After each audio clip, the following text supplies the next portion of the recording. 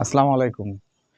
হযরত মুহাম্মদ সাল্লাল্লাহু আলাইহি ওয়াসাল্লাম বলেছেন, আমি কি তোমাদের বলবো না, এমন একটি আমল রয়েছে যা নফল নামাজ, নফল রোজা, নফল সৎকার চাইতেও উত্তম?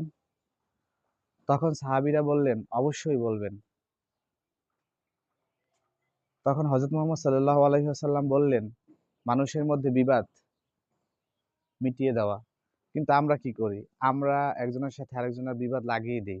যদি ২ বিবাদী ঝগড়া করে, সেইখানে যেয়ে আমরা আরো সেই আরেক বিবাদীর কথা শুনে এসে আরেক বিবাদীর কাছে বলে দেই।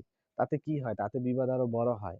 তাই আমাদের উচিত, যদি মিথ্যা বললেও হয়, তারপরও ২ বিবাদীর ঝগড়া মিটিয়ে দেওয়া উত্তম। কিন্তু আমরা তা করি না। এর জন্য আমাদের সমাজে সবসময়ের জন্যই বিবাদ লেগেই থাকে।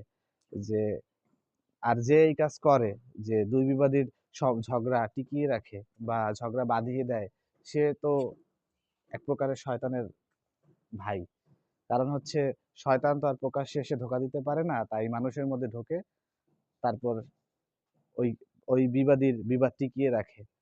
আর যারা এই কাজ করেন, তারা সমাজের শত্রু, দেশের শত্রু, ধর্মের শত্রু।